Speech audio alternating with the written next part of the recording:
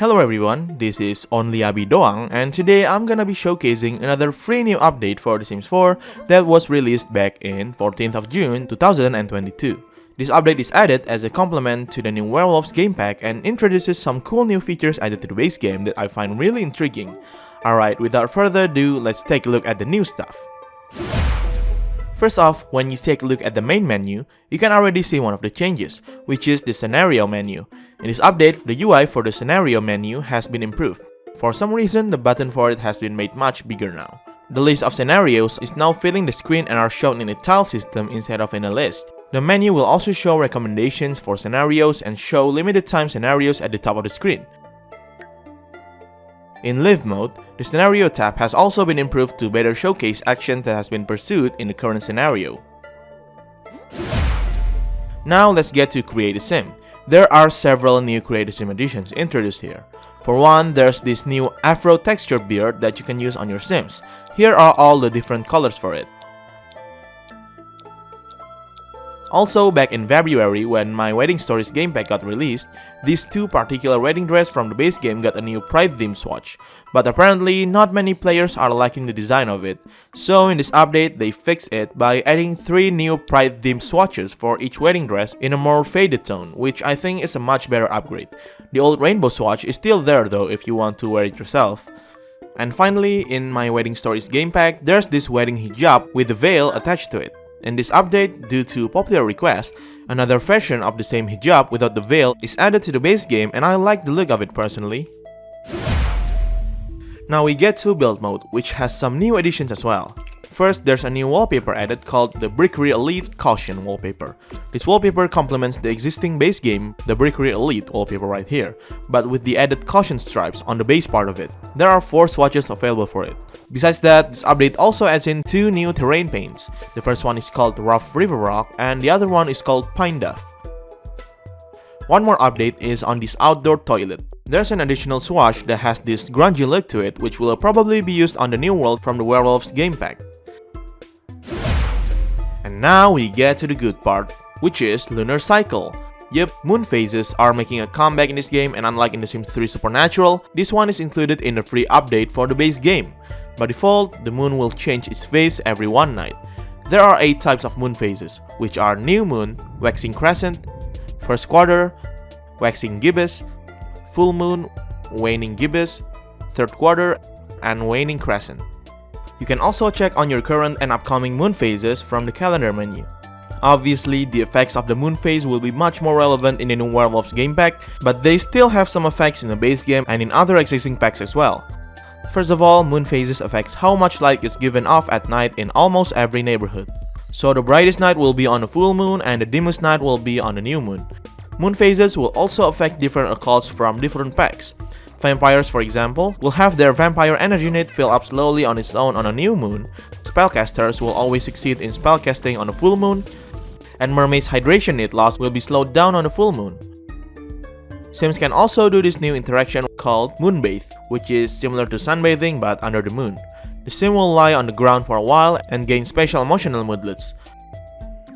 The type of the moodlets you'll get will differ depending on the current moon phase, so you'll be inspired when moonbathing on a new moon, energized on a waxing crescent, happy on a first quarter moon, playful on a waxing gibbous, flirty on a full moon, confident on a waning gibbous, happy on the third quarter moon, and focused on a waning crescent. If aliens from Sims 4 Get to Work try to moonbathe, they will always get a happy moodlet regardless of the current lunar phase. Kids can also moonbathe, which will increase their creativity skill as a bonus. Kids can also ask adults about each moon phase. They can ask if a crescent moon is a banana, if a half moon is a sponge, if a gibbous moon is an egg, if a full moon is a cheese, and ask where the moon goes on a new moon. The patch also mentions that regular toddlers can say goodnight to the moon and have moon dreams, but turns out that these features are exclusive to werewolf toddlers. So I'm not sure why the patch note said that it's for toddlers in general. Additionally, all things about the lunar cycle can be changed in the settings. You can change the lunar cycle length, disable the cycle altogether and set a permanent moon phase, or disable the gameplay effects of the moon phases. There's a new interaction added to the observatory, which is called Moon Gaze. This interaction can only be done at night. So, what makes this one different from a regular stargazing? Well, remember the Space Prince collections that can be obtained from stargazing in the observatory? In this update, the collection welcomes in 10 new additional Space Prints, or in this case, Moon Prints. These Moon Prints can only be collected from this new Moongaze interaction. They all look gorgeous in my opinion, and it's a perfect painting to have on your Sims homes. Oh, and by the way, observatories aren't the only thing you can use to Moongaze now, because you can also do it in a brand new telescope. Yes, finally, after almost 8 years, a small, regular backyard telescope is now in The Sims 4. There are 9 different swatches for the telescope, and it only costs 750 simoleons to get a smaller, cheaper, and more realistic version of the observatory. Most of the interactions for the telescope are almost the same as the observatory. Well, except for the woohooing, obviously. You can observe the sky at day or stargaze at night, which will increase your Sims logic skill. You may also get a focus moodlet after using the telescope for a while. If you have level 4 of the mischief skill, however, you can also use the spy on neighborhood interaction or spy on apartments if you use it on Saint Machuno, a world from City Living expansion pack. Instead of logic skill, spying on your neighborhood increases your mischief skill periodically. You may also get playful, bored, flirty, or even embarrassed moodlets after using it for a while. If you've reached level 4 of the astronaut career, you will also unlock the track satellite interaction, which is similar to stargazing, but I think it ties in with some of the career's tasks and progressions. Telescopes are also portable since you can put one in your inventory and then place them anywhere else by clicking on the telescope inside your inventory and choose place in world. Kids can also use the telescope, but since it's too tall, they will step on a stool while using it. This will improve the kids' mental skill. Do keep in mind that if a telescope is placed indoors, it cannot be used, so unfortunately you cannot create a window-side telescope setup. It also won't work on roofed balcony, even if it's already outside. It'll be usable on an unroofed balcony though. One of the downsides of the telescope, if compared to the observatory, is that you will not obtain space prints nor moon prints if you stargaze or moongaze using it. I guess it was set like that so that the observatory won't become obsolete. As I said before, you can also moongaze at night with the telescope, but since you cannot obtain space prints, it's basically the same as stargaze. The same goes for the search for truth interaction, because in the observatory, if your Sims are focused and have level 7 logic skill, this interaction will be unlocked, which increases the chance of obtaining rare space prints. One more downside of using the telescope is that it's a bit, well, disastrous. This update also adds in a new type of death to the base game. Sometimes when you're using the telescope for a while, you may get this danger notification saying that a meteor is heading towards you. You'll also get this scared moodlet that counts down very quickly. When this happens, you need to take an immediate action. You only have around 20 seconds or 20 sim minutes to take cover indoors as soon as possible, and once you've reached indoors and the moodlet expires, nothing will happen after that. But if your sim decided to, I don't know, update their status or tweet about it instead of getting their butt out of there, well, rest assured they will meet their early demise. If sims are still outdoors after the moodlet expires, they will eventually be hit by a meteorite, killing them instantly.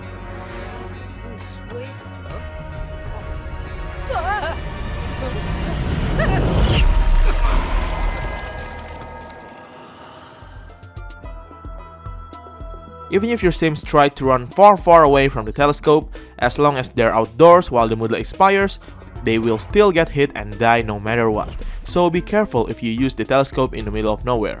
You might think that you can go to map mode and exit the lot you're in as soon as possible, but since it's a moodlet, it will still be there, and if you're still outdoors, you're dead as well. Damn, it's like a guided missile at this point. Once it has hit a sim, a meteorite will appear on the ground in a small crater. The meteorite and the crater will stay for a while and then vanish into thin air after a few hours. You can move it around in buy mode, and if you try to sell it, it won't have any value at all. If you place it somewhere else, the meteorite and the crater will still disappear after some time no matter what. The ghosts of Sims who died because of this will have a meteorite floating inside their body. But other than that, I don't think the ghost has any unique abilities, though I could be wrong. Feel free to let me know in the comments below if you found any. Unlike most ghost types, the meteor ghost traits seem to be bugged because there's no icon, name, nor description for it. I tried to test if the meteorite can kill multiple Sims at once, but apparently that's not the case. And unlike the destructive meteor back in The Sims 3, the meteor in The Sims 4 doesn't really impact its surroundings, other than this temporary meteorite crater and some dirt debris that will vanish eventually. This update adds in 4 new books Sims can read. 2 fiction books titled Dusk Glow 2 Moonrise and Dusk Glow 3 Shadow Moon, 1 non-fiction book titled Beyond Big and Bad Rethinking Harmful Werewolf Stereotypes, and 1 toddler book called A Good Night's Moon. These books can be purchased from the bookcase. Additionally, Wolfsbane, a harvestable plant introduced in Vampire's Game Pack, is now available for the base game. It has some important functionality in Vampire's Game Pack, and I believe it will also be used a lot in Werewolf's Game Pack. And as usual, this update also has some bug fixes and changes. I won't explain all of the fixes here, but some of them includes the bug where Sims cannot build a rocket ship has been fixed, this other bug where Sims cannot nap in the Woohoo Bush has also been fixed, and this jacket that was introduced in the Dream Home Decorator game pack can now be chosen because it was hidden before for some reason. You can check out the full bug fixes from the patch note here. I've already provided the link to it in the video's description. Oh, and one more thing, last month in May, there's also this other free update that introduces customizable pronouns for your Sims. Each Sim you create can now have set pronouns like he, him, she, her, they, them, or custom pronouns that you can type in yourself. And for the custom pronouns, you can edit some of its different forms yourself, from subjective, objective, possessive, and reflexive. Setting this affects most of the text prompts available throughout the game. For now, this option is only available on the English language settings of the game, but support for more language may be added in the future. I'm so sorry for not covering this update much earlier. I got a bit busy last month, so I don't have time to make a video about it. So those are all of the features and changes introduced in the June 2022 update for The Sims 4. As always, the link to the full patch note of the update will be in the video's description. I hope I covered all of them. Thank you so much guys for watching this video. I hope you like it and be sure to subscribe to my channel if you haven't for more Sims videos like this. See you later!